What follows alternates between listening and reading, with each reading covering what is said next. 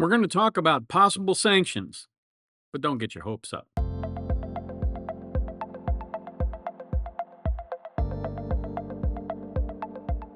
Hi, Tony DeWitt here. I'm a Missouri appellate attorney, retired, and I bring you a fresh perspective on the law without offering any legal advice. So pull up a chair. This is what we're discussing today. I've been trying to take good questions that have been sent to me by email, among other things, and work them in as short videos during this Karen Reed trial because a lot of the questions that people have, I can't answer without knowing what the questions are.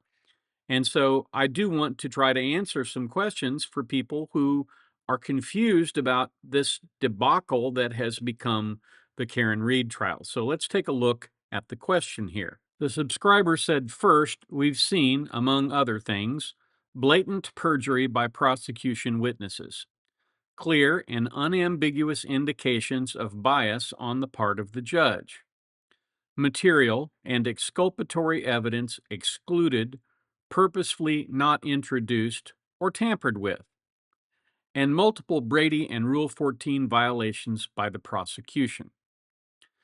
The court's assertion to the contrary, and don't get me started on the court setting forth facts in written rulings and from the bench without the first shred of evidentiary support, does the jury have any means available to impose sanctions other than through acquittal?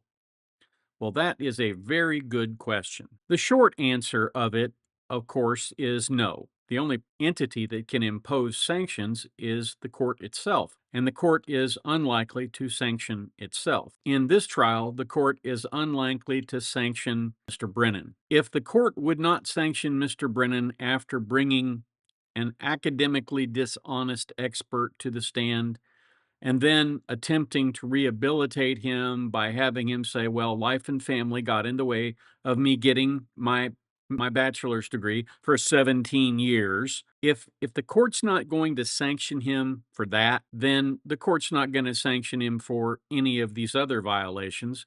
And likely she doesn't believe that those violations occurred, possibly not because she is a bad person, possibly because she is afflicted with confirmation bias. She went through the first trial. She believed there ought to be a guilty verdict, and she is not wavering from that view that there ought to be a guilty verdict. That doesn't mean she's right. It just means that's where she's at.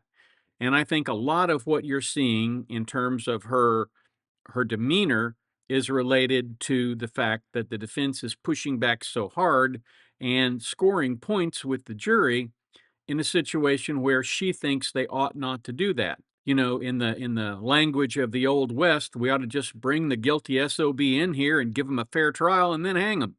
And I think that's kind of where she's at.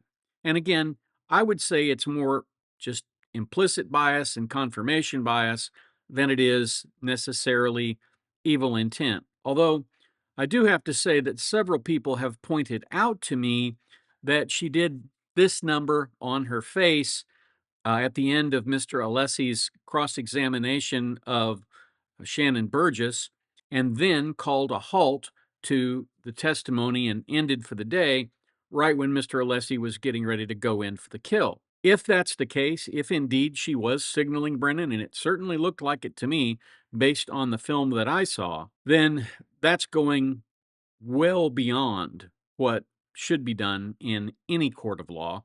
You don't ever have the judge playing a role for one side or the other.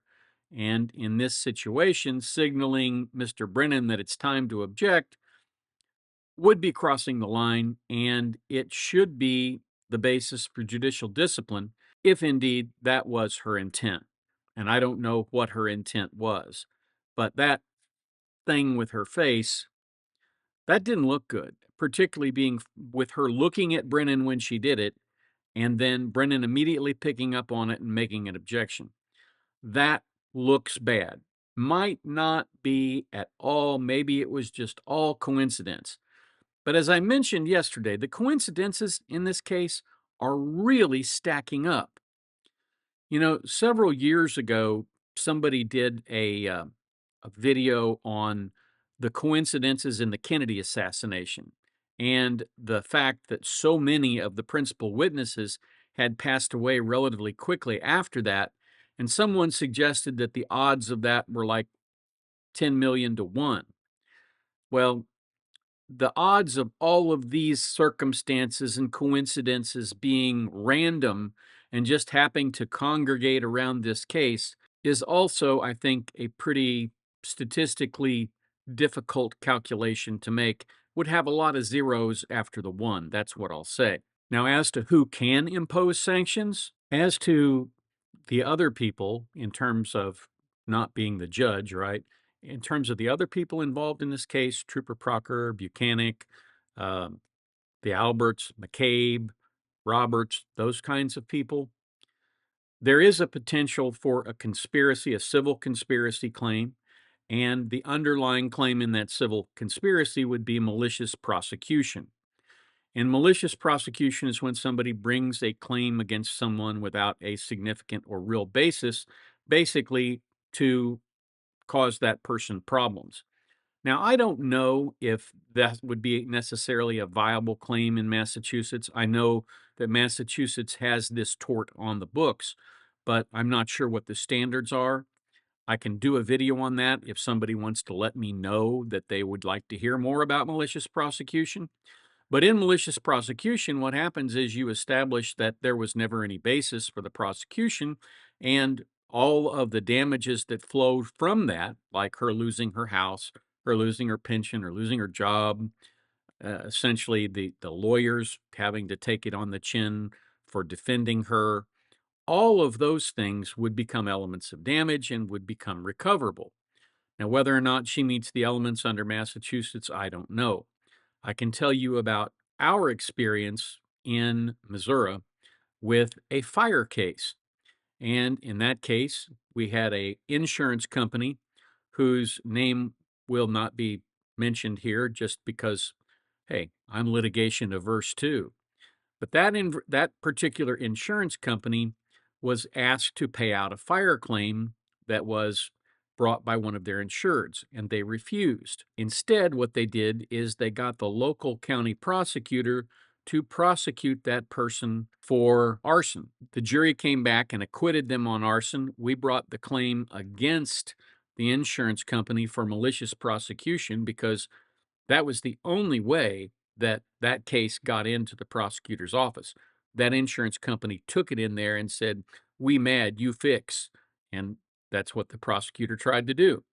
And I think a lot of times that's what prosecutors do try to do, is they try to make things right for people who are legitimate victims. The insurance company wasn't. And in this situation, the only legitimate victim is John O'Keefe, and I don't believe he has been served very well, at least not to this point. So, one way the jury could easily assist some kind of sanction against the people involved in this ridiculous Salem witch trial redo would be to make a finding of actual innocence. In other words, when they come back, not only would they say, "We find Karen Reed not guilty," we find her actually innocent, other than trying to play one man off against another. Just because romance causes you to do things that you might later wind up regretting in a court of law, that doesn't mean that you are a murderer. So again, if the jury came back and said, not only is she not guilty, but she's factually innocent, that would possibly establish the grounds for malicious prosecution. And now, would she get a fair trial in this particular courtroom? Not a chance. But doesn't mean she has to bring it there. She could bring it somewhere else, particularly in federal court if she wanted to. She could bring a 1983 or a civil rights claim for deprivation of civil rights under color of state law. There are other ways that she can pursue this. And to a certain extent, pursuing this, the process becomes the punishment. In other words, making these people come to depositions, making these people turn in their phones and cooperate in a civil investigation. Again, that costs them money. They have to hire attorneys. Sure, some of them will have insurance, but many of them may not, particularly Trooper Proctor, because in his case, it was being done under color of state law. And I suspect the state of Massachusetts would have to pick it up for him, even though they fired him. At the time that he did this, he was an employee. So the state would be liable in that situation. But again, that's all way down the road. The first thing that has to happen is this trial has to come to a conclusion. And the best way for it to come to a conclusion would be for the jury to say, we find her affirmatively innocent in this case. And that pretty much establishes it as far as I'm concerned with respect to any potential for monetary sanctions later on. I want to thank the person that emailed me that comment because it was a good basis for a video here. That's what I have for you today. I hope you found it helpful, interesting, or maybe both. If there's a subject you'd like me to discuss, please feel free to send me an email at the address above. If you like what we do, please feel free to subscribe and come on back to the beach tomorrow. I release videos every weekday, weather and work permitting. If you have the opportunity today, do a kindness for your fellow man. It makes the world a better place, one kind act at a time. And now, YouTube has some suggestions for other videos of mine that you might like.